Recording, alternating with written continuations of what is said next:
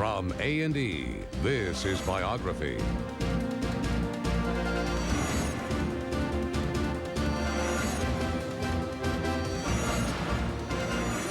For August 3rd, 1999, Biography with Harry Smith.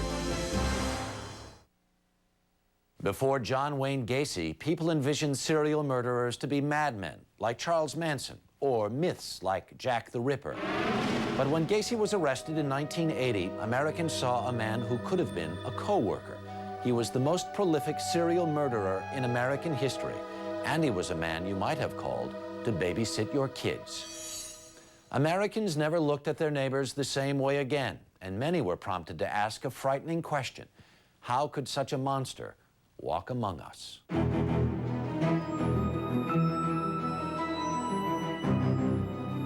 I never claimed to be an angel, and I've openly admitted to everything that I've ever done. The people that knew him would have thought that the Pope would be more capable of committing a crime. I wanted to hang his ass. I wanted to rip his eyeballs out, tear his head off. That's what I wanted to do. I just can't picture that his sexual appetite got so much out of control. He was not only one of the craziest, but one of the scariest human beings because he functioned in normal society. He is the most notorious serial murderer ever. No one can hold a candle to John Gacy.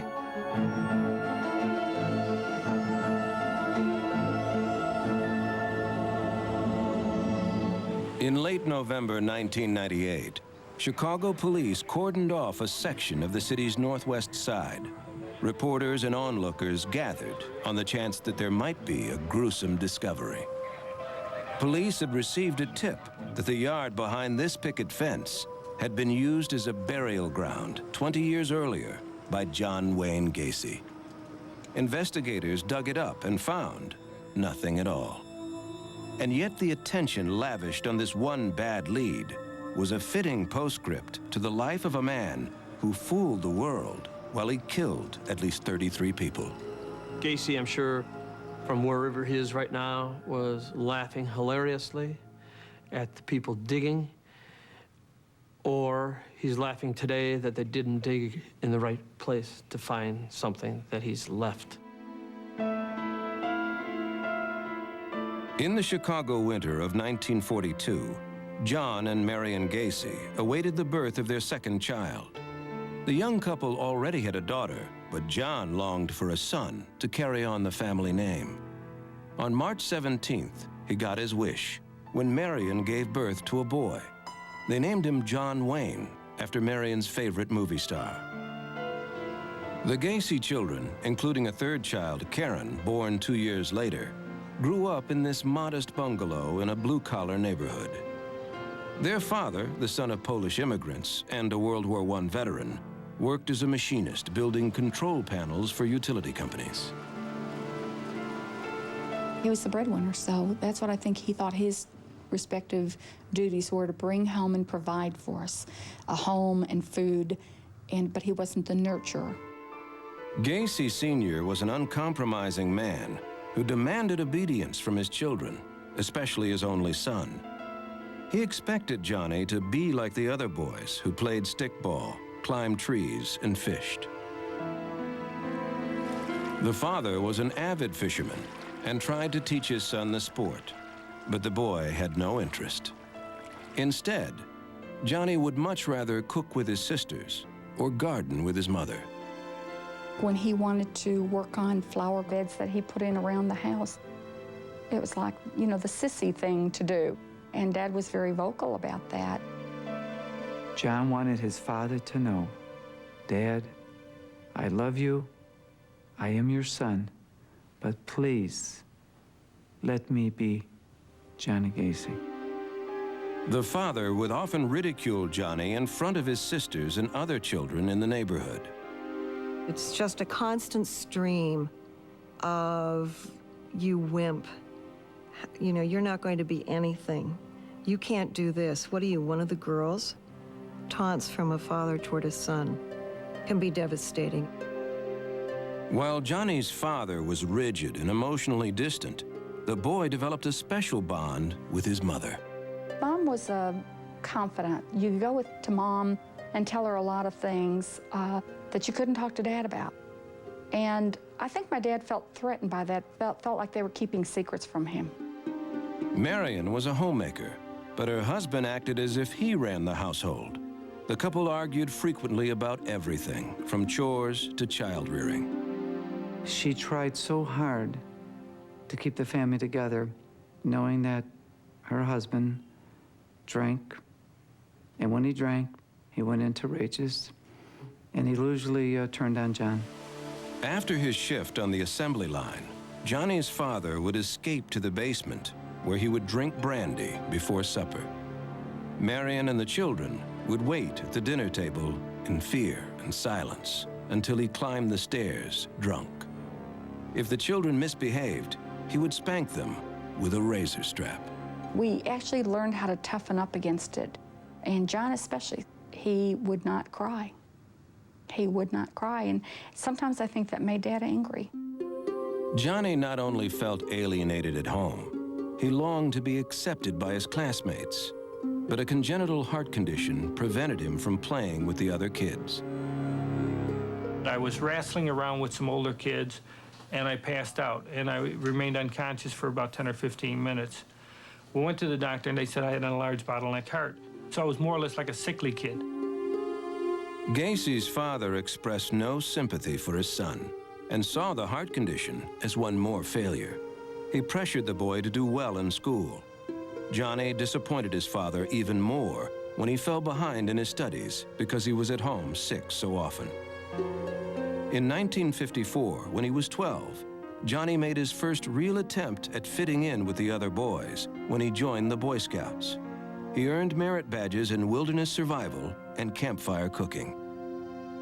But despite his sense of belonging and achievement, Johnny knew he was different from the rest of the troop. The only other person who recognized this was his best friend, Barry Bushelli. One afternoon, while playing in his bedroom, Johnny shared a secret with his friend.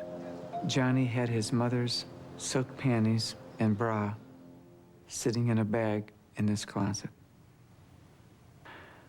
I was astounded. I said, Johnny, what are you doing with those things? And he said to me, he said, I wonder if I ever dressed up as a woman, how I would look.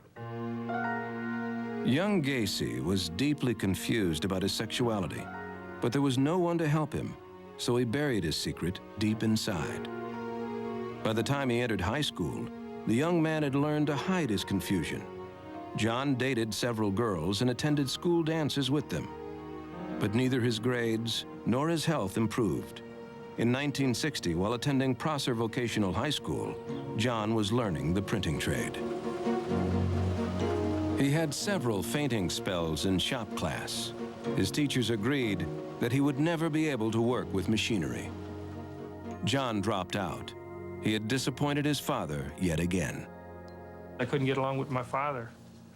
I mean, he was just overbearing. I was dumb and stupid, never would amount to anything, and so I just took off and I said, to hell with it. In 1964, when John was 22, he accepted a job as a shoe salesman in Springfield, Illinois, the state capital, about 200 miles south of Chicago. On his own and free from his father's resentment, John was determined to make a name for himself. His mother, Marion, and sister, Karen, both thought a little independence was exactly what he needed. That was John's, I hate to say the word salvation, but I think that that's where he came alive. He became himself. Gacy craved acceptance and found it through volunteer work with the Junior Chamber of Commerce, better known as the JCs. Working harder than he ever did in school, Gacy organized anti-litter campaigns and booked speakers for sex education classes in the public schools. Soon, John found himself hobnobbing with politicians, including on several occasions, Illinois Governor Otto Kerner. He was always very eager to volunteer to do anything at all. Whatever came up, he was eager to do.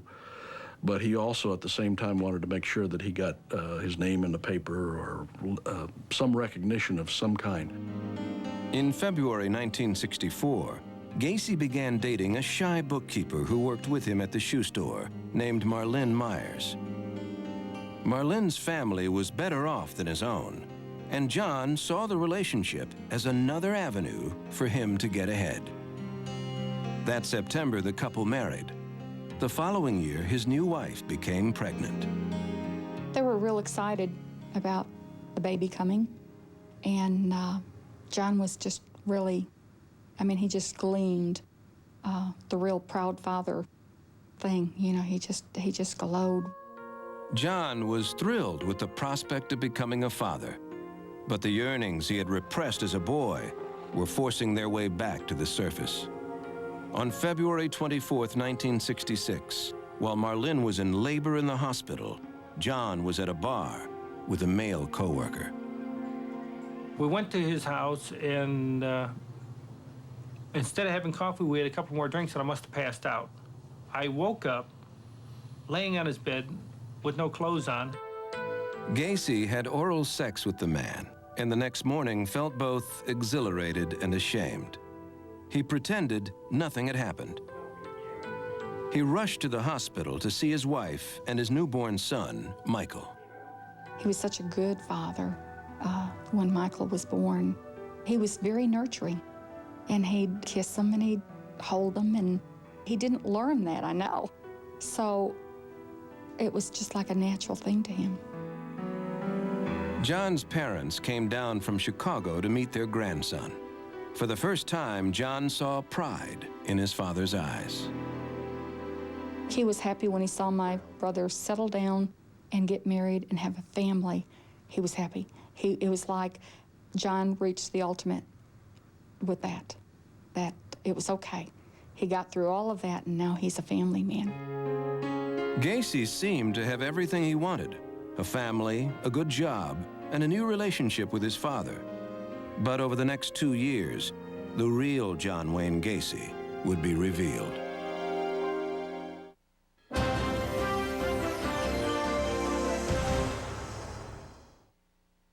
Riveting.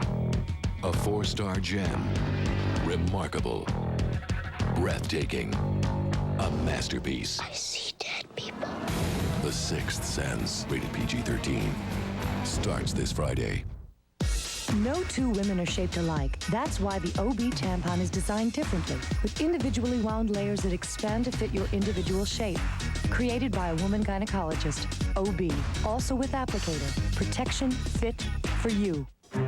I'm very analytical. Actually, I have a very conservative personality. I need to know that there's some guarantee. Never have to worry about it. You want to know that you're getting a dependable car. Buying a certified pre-owned Lexus, they gave me such a great warranty. Every certified pre-owned Lexus comes with a groundbreaking 3-year, 100,000-mile warranty. Oh, it's most definitely like having a new car. It even had the new car smell. Besides, it looks good. It's good for my ego.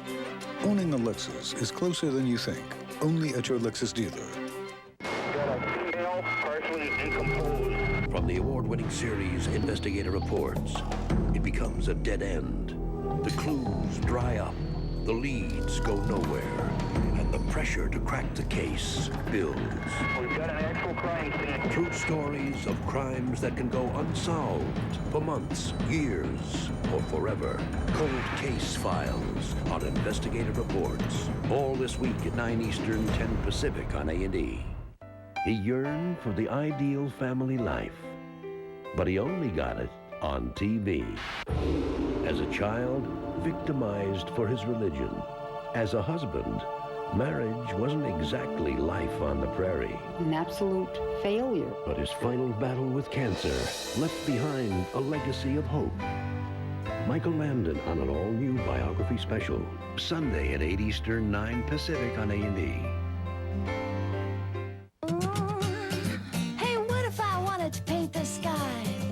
Find the blues, or the reds or golds or silver grays or some other sky-like hues. And hey, Van Gogh is yellow, how you brighten up your day. I need to travel to the stars, can you paint out the way? Say hello, where to go, whatever you want to know. Ask how, ask now. Ask Sherwin-Williams. Do you want to stop by Dave's after the movie? Would you put your life on the line to change a flat? Each year, nearly 3,000 people die in roadside accidents.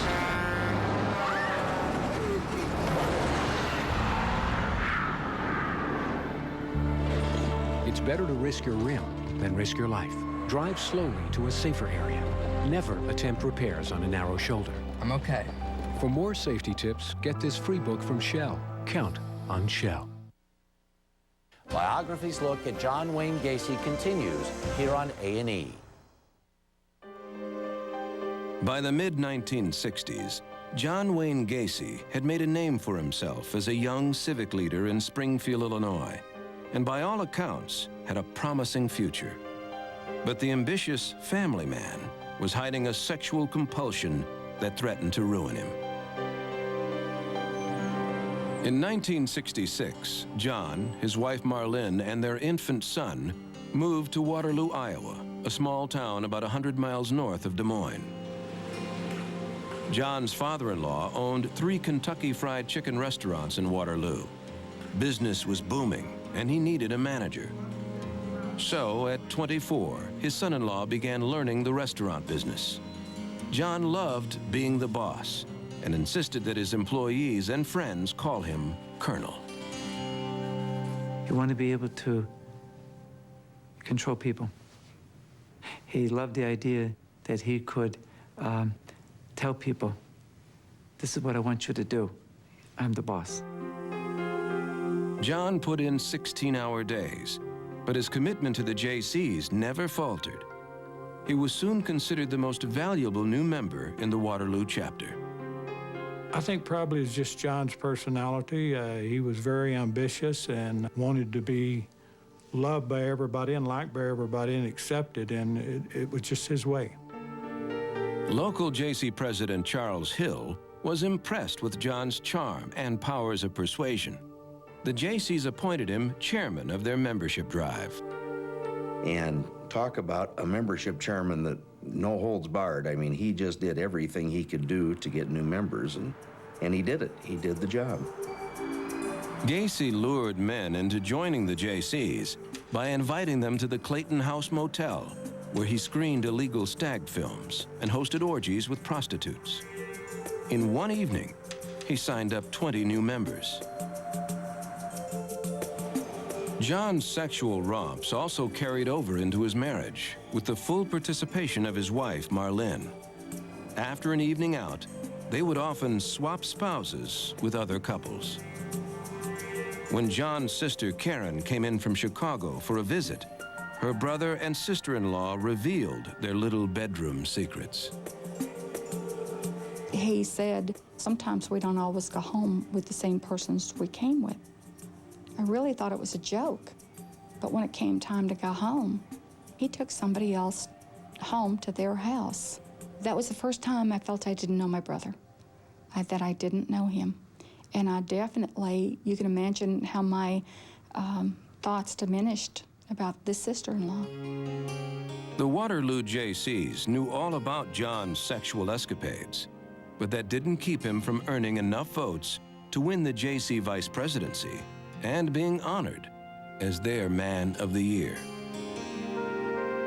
By 1967, he was a shoo-in for JC president and the father of another child named Christine. Yet there was a side to Gacy that his family and cronies had never seen, an insatiable lust for teenage boys. One afternoon, while Marlene and the kids were away, John invited over 15-year-old Donald Voorhees, whose father was a JC and an Iowa state senator. Gacy asked the teenager if he had ever watched a stag film. When he said no, John set up the projector in his basement. He got Donald drunk to lower his inhibitions, then forced himself on the boy. Young Voorhees engaged in oral sex with Gacy. Afterwards, John hinted that he had mob connections back in Chicago. He threatened the teenager and paid him $50 for his silence. The kid over the next period of time, just was beside himself, couldn't do anything, did not go to the police right away, felt, as Gacy had said, that in fact nobody would believe him. In March 1968, the teenager finally broke down and revealed everything to his family. His parents pressed charges against Gacy, who was arrested and charged with sodomy. Well, Gacy took the charges out there terribly. He was at first very, very vigilant in his protection of himself and his family.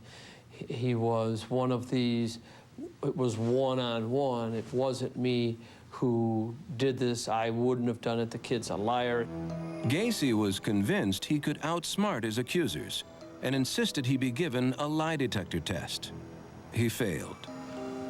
Investigators even joked that the only truthful answer came when he was asked his name. He felt that his world had crumbled. People would see him coming and they didn't want to be around him. And I think it drastically affected his personality. During the investigation, other teenage boys came forward with allegations of sexual abuse. Gacy pleaded guilty to the sodomy charge, but insisted that 15-year-old Voorhees willingly engaged in oral sex with him. This young individual made the charge at me. He claims that he was sexually abused by me. And in essence, he was blackmailing me for it. Now, what it boiled down to was oral copulation. And it was consensual. The judge didn't see it that way and gave Gacy the maximum sentence, 10 years at the state penitentiary in Anamosa. He would never see his wife, Marlene, or his children again. Gacy arrived at the prison in December 1968. It's like he accepted it, like I did the crime so I get the time. And I mean, he didn't say anything, but just, he didn't break down. Again, he didn't cry. He did not cry. We all cried, including my father. Even behind bars, Gacy aggressively pursued all of the social outlets available to him.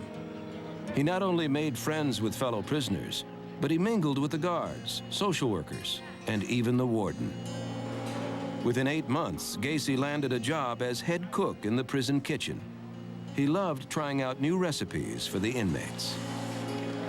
I can say unreservedly that the quality of the food improved dramatically. One thing John was a very, very, very fine cook.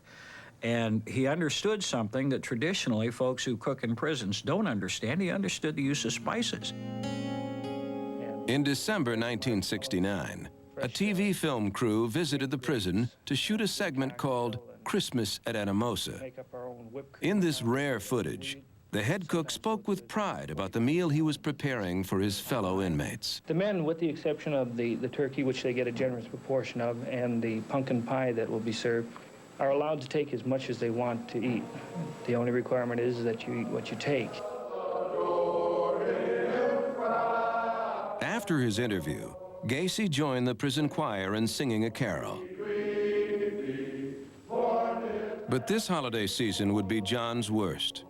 Back in Chicago, his father was battling cirrhosis of the liver. On Christmas morning, John Stanley Gacy died. The news devastated his son. He was convinced that his father died of shame over his sodomy conviction. He felt like he stripped him of any dignity. He was remorseful about that, that he disappointed him in such a way that it killed him. And a lot of times we'd sit and we'd talk, and I'd say, John, you didn't. It was a disease. Dad's drinking is what created his death. Gacy's grief quickly turned to rage, which he took out on inmates he suspected were gay. One afternoon while walking back to his cell, he spotted 2 prisoners having oral sex. Gacy kicked one of the men in the face, then returned to his cell. There was someone who was struggling with an inner demon that did not have to do with hating homosexuals, but with being attracted to them. And John hated prison every day that he was there. After his father's death, a lot of hates, including that one, became much more powerful in his personality. On June 18, 1970, prison officials released him on good behavior. He had served 16 months of his 10-year sentence. Gacy returned to his boyhood home, Chicago, where he began to rebuild his life. And yet, the longer Gacy kept a tight lid on his sexual urges, the closer he came to exploding. You're watching John Wayne Gacy here on Biography. Okay, pop quiz. At Office Max, you save money on A, electronics, B, furniture, C, everything for back to school. Pencils down, it's D, all of the above. Trick question. Office Max, we go to the max for you. Fight osteoporosis with Citracal, the calcium supplement clinically proven to help stop bone loss. Do what's right for your bones. Take Citracal. A while back, when our new larger Saturns came in, one of our customers was out of town. Show them the back seat. Okay. So a couple of our retailers put together a little video for him. Ooh, nice. To show off the bigger engine and new suspension. Feel how smooth? And while they're not the best filmmakers, Oh, that's what it is. that customer knows a little more about our new larger Saturn LS. Boy, it's a big trunk. We should get a shot of it. And a whole lot more about Saturn. This is good stuff. Some days business is so slow, we can watch the buds bloom. And other times, we can barely keep up. So our cash flow is pretty erratic. That's a problem. But when we turned to the people at American Express Small Business Services, they had a solution. Corporate Optima. It's a credit card for business with a low fixed interest rate on purchases when I need to pay over time, and the buying power we need every day. So if the fax won't fax, we can replace it without missing an order. And with a generous credit line, we finally got a real display case at the same low rate. When we need to pay our temp help, I can also access my credit line with the check option. And it all shows up here on my management reports. I love what I do. And with help from American Express, I'll keep on doing it. To apply for the Corporate Optima card with a low 9.99% fixed rate and no annual fee, call 1-800-SUCCESS. Biography's got the rebels who revel in the spotlight. What's the rage behind Cage? Get the action behind Jackson and the secrets to Sarandon. Movie Mavericks Week begins August 9th at 8 Eastern, 9 Pacific on A&E. You're watching Biography on A&E. In June 1970, 28-year-old John Wayne Gacy left Iowa after serving time in prison for committing sodomy with a teenage boy. His wife had divorced him, and he would never see her or his 2 children again. John returned to his hometown, Chicago, alone, and let his family there know that he was determined to start a new life. Gacy moved in with his recently widowed mother and got a job as a short-order cook. John worked hard and stashed away every penny he made. It's like he couldn't rest. Something definitely was driving him. And his temperament was different. It's almost as if he had a little plan of action. He was going to be successful. By June 1971, Gacy had saved enough money to start his own contracting company. He called it PDM, for painting, decorating, and maintenance. The following year, John and his mother bought this ranch house in Norwood Park on the outskirts of Chicago. By now, he had a steady girlfriend named Carol Hoff, who was recently divorced and on welfare. Gacy had known her since high school. John confided in Carol about his bisexuality and his prison record. She was naturally concerned, but tolerant. She saw her boyfriend as a hardworking, caring man her children loved. From the beginning of their courtship, her 2 daughters, Tammy and April, called him Daddy. He loved the girls, and they loved him. There's no doubt about that. But his and Carol's relationship was that of a friendship as well as their love for one another. Yet Carol's affection was not enough for Gacy. he could no longer control his hidden attraction to teenage boys. Something deep inside of him was about to snap. On January 2nd, 1972, Gacy picked up 16-year-old Tim McCoy at the Greyhound bus station. John offered to show the boy the sights, then lured him back to his house, where they engaged in sex. When they were done, Gacy grabbed a kitchen knife and plunged it into the teenager's chest. Then he buried the body in the crawl space under his house. It was impulsive. He really hadn't planned on killing him. But I think that once he did make that move, it gave him the ultimate power trip. Gacy was able to act as if nothing had happened. 7 months later, he and Carol were married. She and her daughters moved in with John. His mother moved out to give the newlyweds privacy. Soon after the wedding, John's relationship with his wife began to deteriorate. He still longed for sex with young men, wherever and whenever he could find it. On the night of July 31st, 1975, Gacy had the house to himself and invited over one of his young employees. 16-year-old John Butkovich had worked for Gacy for nearly a year. First, on the pretext of doing a magic trick, he coaxed the boy into slipping on a pair of handcuffs. And he says, "What's the trick to this? I can't get these things off." And at that time, Gacy went in his pocket and grabbed the key to the handcuffs and says, "The trick is you have to have the key." Then, with his victim gagged by his own underwear, the sexual torture began. Afterwards, Gacy looped a rope around the teenager's neck, then slid a stick between the knots.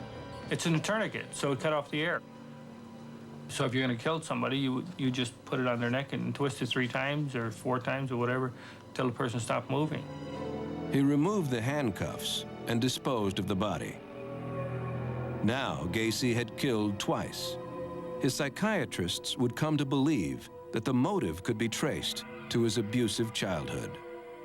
There began to be a confusion between feeling better about himself in the sense of empowering himself to overcome this childhood sense of failure and his sexual desires and needs. He liked handcuffs. He liked to hurt people. But he did it more in the sense of wanting to experiment to see how somebody would react. Gacy's double life had taken shape. Family, friends, and business associates had no idea who the real John Wayne Gacy was. Not only was he a prosperous entrepreneur by day, but even entertained children in hospitals. He would dress up as a clown he called Pogo. When I got into clown makeup, I regressed into childhood. It was fun being a clown because you could be yourself or just let yourself go and act a fool. Gacy even dabbled in Cook County politics and was named a Democratic precinct captain. He would help people. He would do favors for people. The old-fashioned precinct captain, if they needed something, a garbage can or something, he'd get it, a Christmas tree, he'd get it for them. If they needed construction work, he would do it. He'd have somebody do it for them. Everybody knew John Gacy, and he knew everybody in his precinct. But Gacy's hectic schedule was taking its toll on his marriage. He had stopped having sex with his wife, Carol, and they bickered constantly. One afternoon in 1975, John berated Carol for spending too much money. After 3 years of marriage with him, she filed for divorce and soon left the house with her daughters. Now single again, the 33-year-old Gacy was like a wild beast uncaged. With no wife and children to look after, he resumed his hunt for young men. Gacy would abduct teenage boys, sometimes at gunpoint, and drive them back to his suburban house, where he would rape and kill them. But he was growing tired of digging holes in his crawl space. He wanted graves readily available. Gacy hired an unsuspecting employee, David Cram, to trench for piping and instructed him to break ground only in the areas he had marked. He would lay out the trench. All right, this is where you dig, this is where you dig. Don't vary from the path. And there was also comments about the time factor. He'd come down, see how I was doing. How's it going? Are we done yet? You done being down there? Cram also rented the spare bedroom in his boss's house. He returned home one night and found Gacy drunk and dressed in his clown costume. Gacy invited Cram to join him for a drink. The men had a few Mai Tais. Then Gacy tricked Cram into the handcuffs. And he's laughing, ha, ha, ha, you know, just like a little kid. You know, and again, I'm standing there looking at a clown in a clown suit, laughing at me because I'm locked up. And he's like poking me. Does it bother you? Huh? Does that bother you? Huh? So I told him, I said, if you don't take these off, I'm gonna kick your ass. The teenager then saw a side of his boss that few ever lived to tell about. It was just like a light switch went off in the middle of a conversation, in the middle of a sentence, in the middle of a thought. He just starts growling like a mad dog. Gacy lunged at Cram and swung him around the room, shouting, "I'm going to rape you." Despite the handcuffs, Cram was able to push Gacy to the ground. He somehow managed to grab the key and escape to his room. David Cram moved out. Others were not so lucky. By the end of 1977, Gacy had killed 19 young men in his home, all the while carefully maintaining his double life. In May 1978, he was back in the limelight, organizing the Polish Independence Day Parade in Chicago. The guest of honor was none other than First Lady Rosalind Carter. At a function that evening, the serial killer mingled just inches from the president's wife. By December, Gacy was committing a murder every 2 or 3 weeks. He showed no signs of stopping until an investigation into a missing youth would lead police to Gacy's front door. For the web's best bios, log on to our website at biography.com. Stuart, can I see you in my office, please? That kid is sick. That hinge is squeaky. He's very sick. Stuart, get in here. Sure thing, Mr. P. Stuart, I just opened my Ameritrade account. Let's light this candle. Let's go to Ameritrade.com. It's easier than falling in love. What do you feel like buying today, Mr. P? Kmart. So research it. All this stuff is provided for you free of charge. No cost. Yeah, that's synonymous with free. Looks like a good stock. Let's buy. Let's buy 100 shares. All right, click it in there. Okay. How about 500? 100, Stuart. You feel the excitement? You're about to buy a stock Okay. online. Oh, fabulous. I'm thrilled. What did that cost me? $8, my man. $8? $8. You're riding the wave of the future, my man. I gotta get a soda. All right. I'm sorry, Mr. Wait a P. minute. I'm having a party on Saturday night if you really want to go. I'm going to try and get there. Thank Happy you, Stuart. trading. Thank you. Rock on. All right, Stuart. Call toll-free 800-573-9914 or visit Ameritrade.com. Ameritrade, the way to trade, period. Tomorrow on Biography. His brash sense of humor seized our attention. Petrified me at first. Success unleashed self-destruction until disease ravaged his life. Richard Pryor on Biography tomorrow at 8 Eastern, 9 Pacific on A&E. If you've ever struggled with a handheld trimmer, by now, you've probably heard all about the DR Trimmer Mower, the original trimmer on wheels invented in Vermont that's changed the way a lot of folks do their trimming. But what you may not know is that right now you can get any DR model at big direct from factory savings. You get trained factory direct service, factory direct parts, and a bunch of nice folks who you can call toll-free any day of the week. You can get all this plus a great selection of DR trimmers, from our low-priced 5-horsepower Sprint to the new high-torque commercial model. So why struggle with a handheld trimmer? Or any other trimmer for that matter? Give us a call.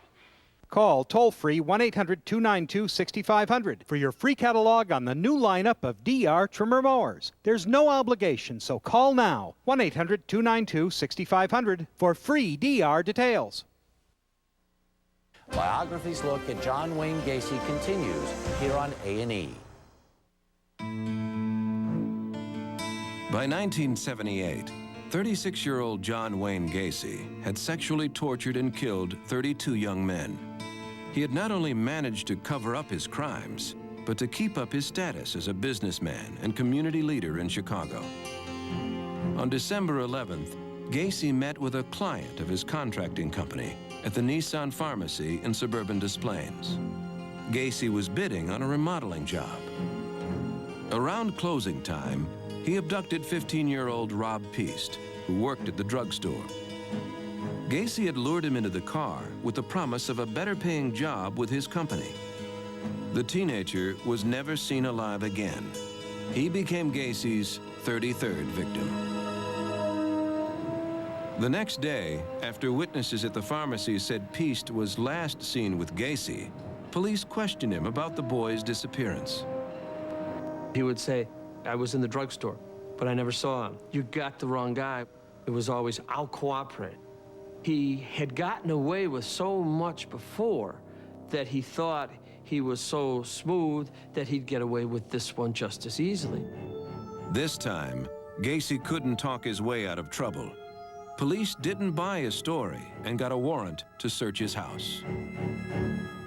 While they found nothing they could tie to Peast, they did discover numerous personal items belonging to other missing teenagers. Gacy was now a murder suspect, but without the bodies, little could be done. Gacy was placed under 24-hour surveillance.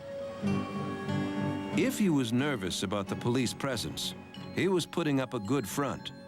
The first night of the stakeout, Gacy picked up the officer's dinner tab. My partner and I had to continuously remind each other that he's a suspect for murder.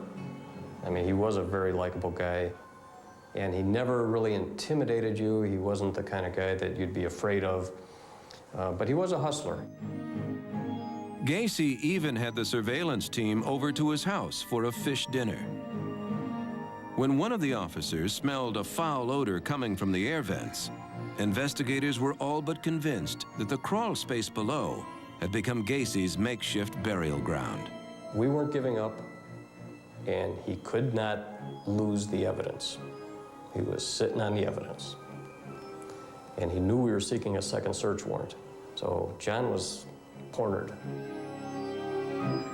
Gacy realized the truth about his serial killings would soon be exposed. Out of desperation, he met with his attorney for an all-night confession. And then he looked at me and said, I've been the judge, jury, and executioner of many, many people. Now I want to be my own judge, jury, and executioner. I don't want you to interfere. I'm going to tell you everything from the beginning. I kept telling him it was unbelievable, and that's why he offered to show me the crawl space. He was going to prove to me that he committed the murders, and I didn't want any part of that. Amirante didn't need to see it, because within hours, investigators were on their way. They had their second search warrant. When they descended into the crawl space, it didn't take long for them to dig up a human bone. On December 21st, 1978, John Wayne Gacy was arrested for murder. At the police station, Gacy seemed to take the news well and even joked with police while they were booking him. When investigators asked where he was born, Gacy looked up and proclaimed that he was, quote, born in a state of confusion. The mugshot captured Gacy laughing at his own wit. Gacy also told police that he was not responsible for his brutal acts because he was suffering from a multiple personality disorder. He knew we were going to get the rest of the bodies, and he knew we had human bones, and he knew we weren't going to stop. So now as he's backtailing, he's saying, all right, I'm nuts. Gacy's home in suburban Chicago was besieged by a fleet of officers and evidence technicians. Captured on this rare police video, the excavation of the crawl space was carried out with the precision of an archaeological dig. Piece by piece, officers lifted the remains of Gacy's victims through the floorboards and carried them out the front door. It was then that John Wayne Gacy was introduced to the world as the worst serial killer in American history. Yet Gacy seemed more concerned with the police rummaging through his home than with his criminal notoriety. He wanted to make sure his bar that had like 20-some cases of old Milwaukee sitting around it, that he made sure that nothing was done there and that we didn't dirty his floors. Those who thought they knew him best, his own family, realized they had no idea who John Gacy was. I went into first a denial stage, and then I went into anger. And I told him how much I just hated everything that he had brought upon us. And I saw in my mother, I saw something die in her. There was never that light again. There was never that twinkle in her eye from that day forth. It was like someone put the light out and she got rejected because of her love. And she said to me, I'm a mother. I love him. How can I stop loving him? 33 bodies were found in all. Now, John Gacy's fate for committing these hideous crimes would be determined in a Chicago courtroom. Our biography of John Wayne Gacy will continue. But first, Biofeedback asks, what underlies our fascination with serial killers? Log on to our website at biography.com and tell us what you think. You can't control Mother Nature. Experts report that weather patterns are changing fast, making it harder for anyone to say, a flood can't happen to me. That's what some folks thought in Northern California, and so did many in North Dakota and Minnesota, where the snow melted too fast. In fact, in the last few years, floods have hit all 50 states. Thousands of victims learned too late that homeowners insurance doesn't cover floods, but National Flood Insurance does. It's the best way to recover from flood damage, because you don't have to qualify for disaster relief or go into debt. Even weather experts can't outsmart Mother Nature. So call your insurance agent, or for free information, call this number now. It takes 30 days before flood insurance goes into effect. Call this number today, the National Flood Insurance Program. We can't replace your memories, but we can help you build new ones. Every 13 seconds, a break-in occurs. Even though it was dark, I could see two men in ski masks in my room. When we got home, the TV, stereo. My jewelry, all gone. I heard the noise downstairs, and I just froze. Stories like these are why over 1 million people depend on Protection One for home security. We offer more than a simple alarm. We offer monitored protection, a person-to-person connection to save a home or a life. Now, for a limited time, you can get a Protection One remote response system free. You pay only a low monthly monitoring fee and one-time activation charge. This package comes with everything most homes need, plus a free remote control. Now, whether I'm home or not, I know that Protection One is there for us. Every minute of every day. Call now for a free in-home security evaluation, and just for phoning, this 12-page safety booklet. Act today. Remember, in the few seconds it takes to make the call, another break-in will occur. Protection One, the security you need from the team you trust. History's Lost and Found. On History's Lost and Found, you'll find some pretty amazing things. Paul Revere's lantern. Yeah, we got it. Hold on. Whether it's following the trail of, The oldest pair of Levi's. or unearthing the hygiene habits of the ancient world. King Herod's bathtub. What do you see the ring on it? They're strange but always true stories from a scavenger hunt in time. History's Lost and Found. Saturday at 8 Eastern, 9 Pacific on the History Channel. Biography's got the rebels who revel in the spotlight. What's the rage behind Cage? Get the action behind Jackson. And the secrets to Sarandon. She's spent many a year struggling to pay bills. When everything's game, how do you tame the wild hearts you thought you knew? Movie Mavericks Week begins August 9th at 8 Eastern, 9 Pacific on A&E. You're watching Biography on A&E. In February 1980, 37-year-old John Wayne Gacy went on trial in Chicago for the murders of 33 young men and boys. His case attracted widespread attention as people struggled to understand how anyone could be responsible for so many appalling crimes. Hoping to save Gacy's life, his attorneys entered a plea of not guilty by reason of insanity. John did not appear worried about being considered a crazed serial killer. Instead, he was afraid the public might think he was homosexual a charge he denied. I would definitely not be homosexual. I have nothing against what they do, and I don't deny that I've engaged in sex with males, but that I'm bisexual. Gacy was no textbook criminal. Even the psychiatric experts who testified at his trial were baffled by his complex personality. He fit absolutely nowhere. No known diagnostic categories. Part of it is because we don't know what these serial murderers are. We know what they do, but we don't know what they are. The jury was not interested in figuring out who John Gacy was. On March 13, 1980, Gacy was found guilty and sentenced to death. Afterwards, he consoled his defense team and then asked to speak with his prosecutors. He congratulated them for doing a great job. He said they did what they had to do, and he respected what they did, and they did a great job, and he actually congratulated them on getting the death penalty. The serial killer was sent to death row at the Menard Correctional Center in southern Illinois. He quickly cashed in on his criminal celebrity by becoming an artist. Gacy's artwork won praise from those who appreciated the macabre image of a killer clown. In 1988, John exploited his notoriety by proclaiming his innocence. He wrote and published a book he titled A Question of Doubt.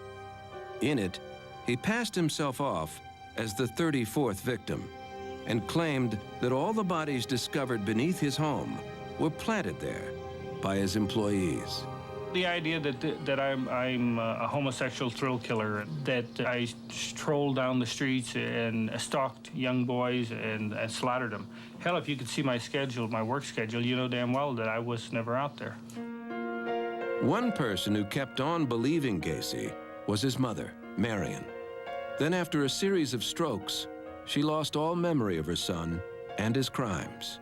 She died in 1989. 5 years later, on May 10th, 1994, Gacy's execution date arrived. He was to die by lethal injection at the Stateville Prison in Joliet, just south of Chicago. His sister Karen was there for the final hours. I was losing a brother. I was losing someone that I loved. Of course, there was great sadness to have to part and say a final goodbye, to know that this person's not dying because they're sick. They're dying because someone's going to murder them. Hundreds gathered outside the prison walls to celebrate Gacy's execution. Supporters of the death penalty believed that if anyone should be executed, it was John Gacy. The revelers waited for the countdown. We had all leaned over, and I said, John, have you made your peace with God? And he said, I have. And he said, I love you. That was the very last thing. He said, I love you. And I told him the same thing, that I loved him. And I guess that's when it all came to a head, that this was it. At 12:40 a.m., John closed his eyes and took a deep breath before the doctor injected the needle. 18 minutes later, 52-year-old John Wayne Gacy was dead. At 3 a.m., his body was secretly transported to a nearby hospital where Dr. Helen Morrison, a forensic psychiatrist, waited to extract Gacy's brain. There are so many questions, basically, that come up. What happened prenatally? What happened in the development? What happened to the brain? Can we start doing some human experimentation? Dr. Morrison thought Gacy's brain might show signs of abnormality that could possibly explain his actions. Yet, after examining it, she found nothing. No biological evidence that shed light on Gacy's severe psychological problem, leaving the world with an enduring mystery. I believe, and continue to believe, that what we don't know about John Gacy is more vast than we will ever imagine in my lifetime or in yours. When he was good, Johnny was the best of good, and he had a high drive for success. But when he was bad, he was the worst of evil, and he had a high drive for destruction. Johnny didn't even know who Johnny was. Johnny was playing a role, like on a stage. Various parts. Maybe he would have been what he wanted to be. That governor, that politician, that senator.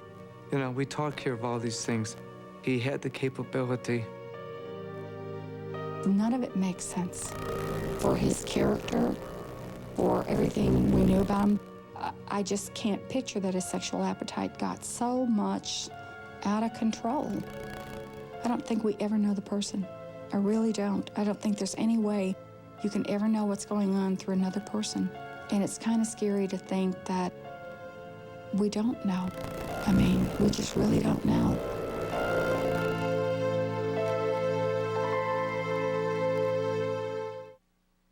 John Wayne Gacy spent much of his time on death row creating his version of art. His specialties included sketches of clowns, portraits of Elvis Presley. 1 week after his execution, a businessman named Joe Roth bought 21 of Gacy's paintings at auction. Roth was roundly booed by the crowd, then cheered when he announced his intention to destroy the sketches. A few weeks later, relatives of Gacy's victims took turns throwing the paintings onto a huge bonfire. One woman who lost a son said that burning John Wayne Gacy's art was like condemning him to eternal hell.